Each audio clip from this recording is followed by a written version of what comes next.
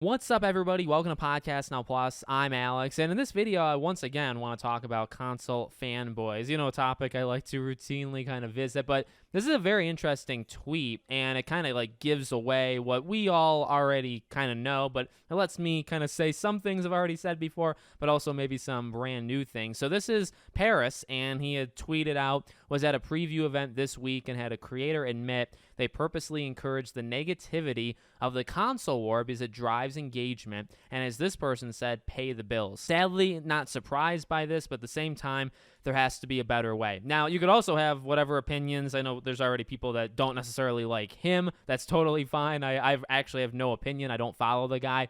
But I will say this. I think he's right. I absolutely think he's right in terms of that last sentence, and I also don't think he's like clickbaiting in any way or kind of like title baiting. I think that tweet is very genuine, I believe. And, you know, here's the thing. This was the Marvel Spider-Man. Like, absolutely, because that was the preview event I believe he's talking about. I guess it could have been something else, but because of Spider-Man being so big right now in the last couple of days, and obviously they had been tweeting it, they had gone there, all that stuff, I feel like that's what he's talking about. So somebody basically at the Spider-Man event had told him that, right, they push console warrior stuff. Now, here's the thing. This is not necessarily original, so we'll get this out of the way first. Like, yeah, we know. We understand that, we've seen this before. Creators that have kind of driven or drawn their line in the sand, all this stuff, right, to maybe they once were creators that were able to play anything, and then they kind of realized that the console thing is very popular and can make, and that's the thing, that's the annoying thing, that he is right, and I mean, he knows that, or he says that towards the end.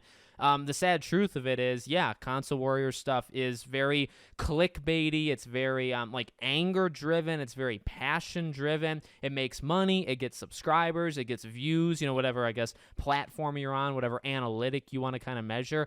It's extremely powerful and popular. But look, if I picked a pathway or an alley, right, I would be able to grow a whole lot. And that's, I think I even tweeted this, that this is something that I've never thought about actually doing, but I have thought about like the multiverse where, yeah, if you do just pick to be either an Xbox fan or a PlayStation fan, but here's the thing, it's not just about being that. You have to also be anti the other one. You can't just be a PlayStation channel that likes PlayStation stuff. You also, I think, to really get the maximum engagement and growth opportunities, you need to be super anti the opposite one. And, again, this is just a thing where somebody admits it. Now, I wonder, like, how that person feels. Like, do they know that he was going to tweet this? Because, there was probably close to 100+ people maybe at the Spider-Man event. One of them was the one who said it, so you can kind of whittle it down a little bit. But again, I mean, we all know these creators, right? Like, you could probably, I won't name them. I won't name them right now, but let's be real. You can go on, and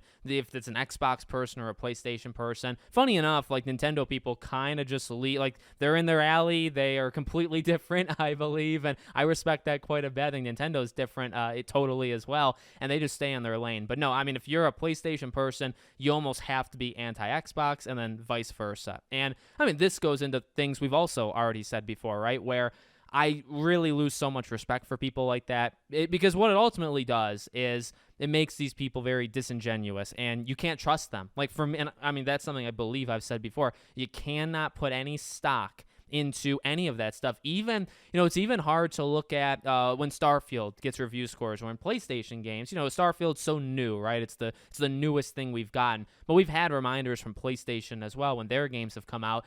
When you have like super PlayStation websites that do it, or Xbox websites, for me, like, I don't care. I don't care what they say, because obviously And look, I'll give you a good example. PlayStation Access. I freaking love PlayStation Access, okay? Their Christmas maze every Christmas season. They're Robert S. Pearson, my fascination with water, his fascination with water. I think those guys are legends, and I watch that channel. But I don't watch that channel with any thought in my head of trusting them in terms of completely unbiasedness for PlayStation versus like other games. Their slants. Now, I actually would say I respect them in the sense that they don't go after other companies. They don't go after the other games. They just simply basically stay in their lane, probably because they have to, right? Because they officially do work with PlayStation, so they're probably not going to say anything. But, I mean, that's just one example. But I would say, like, I go into their opinions saying, okay, well, how much of this is influenced by what you have to say? And, again, this is something you see with review scores. If it's a PlayStation website on a PlayStation game, well, yeah, they're probably going to go easy. Like, that's That's not shocking. It's not shocking. Is it right? No. But it's also why I have very little care about any of these people or any of these websites, because you just can't, like, you can't go by what they say. I don't read them, so it's like, why even kind of bother with it, right? And then but I would say this, it's the exact same thing with content creators. My worry, I think I told Troy this when I had the Hogwarts Legacy interview with him, my worry here is that content creators are the modern equivalent of game journalists. Game journalists go out of style, out of business, and they all die out.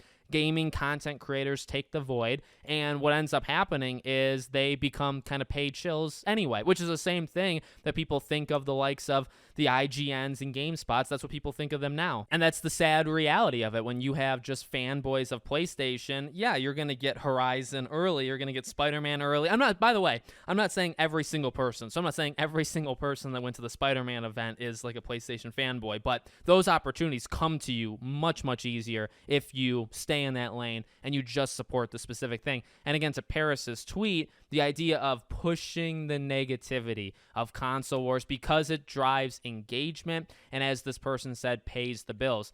That is the sad thing, because number one, again, people do like to click on it. People like to engage in that stuff. So it does drive engagement, which drives subscribers, which gets memberships, which gets all of this different stuff. And then, yeah, you gain a following. But you gain a following, and the sad thing is you gain a following of only that. Only those people. And for me, you know, I mean, I can only talk about my personal thing. I mean, you, again, can have whatever opinion you want on literally any of these creators. I truly don't care. I don't care who you watch. As long as, you know, stop by my channel every so often, I don't care what else you watch on YouTube. But for me, I can never do that for the reasons that I've said before. I think you lose part of yourself when you do something like this. When you say, maybe at one point you play all games and then you just play, say, PlayStation, and you have to take the anti-Xbox, which means being, having double standards. And if something happens with Xbox, you go after them. But if something happens with PlayStation, then you kind of like let it slide. That's where I lose all respect for that, because you're just doing it to do it. You're just doing it, again, because you're on one side, so you'll call the other side out. But if your side does the exact same thing, you would never say a word, because you can't. You can't. And again, I understand it gets views, it gets money, it gets memberships, it gets subscribers, all that stuff. And that is the sad truth of it, but it's also not surprising. I also, I don't know, do I want it to like end? I mean, that's kind of what social media is. Social media kind of thrives on anger and on divisiveness. I don't know, if you ended it, you'd kind of maybe even end social media. But as I've said in the past, I think it kind of just closes you off. On top of double standards and not being able to trust the person because they're not being honest, they're not being an unbiased person. On top of that, I think from a game, like why we do this, why we actually all do this job to talk and to play games, I think you close yourself off to an entire section of that, which I think is just the dumbest thing, the whole point, the entire point. And this is something that I probably believe in more than literally anything else, at least right now in my life, in the gaming world. Like, that's why we do it, is to play games, to enjoy games, to have fun and all that stuff, right? We may have theory videos or news or speculation, all this stuff, but you ultimately play the games. So if you're one to say, well, I'm just not going to play the Xbox games just because I don't like Xbox, you're closing yourself off to Starfield, Avowed, Hellblade, State of Decay, Stalker, Fable. The list will keep going. It's endless. Same thing the other way. You're going to close yourself off to God of War, Spider-Man, Stellar Blade, Uncharted, future Uncharted, all this stuff. You're closing yourself off simply, not because you don't like those games, but simply because you don't like the company, and you probably would actually like at least some. You might not like all of them, but you might like some. But instead, you have to play by this, kind of corporate stuff where you pick a side and you go anti the other side. And literally, just as an actual gamer, I can't understand why would you purposely eliminate an entire avenue of games. Firstly, there are opportunities to cover them and to play them and to talk about them. You can make money off of that, or whatever the reasoning might be for you being here, right? Like, you can do all of that stuff. However, as we've learned,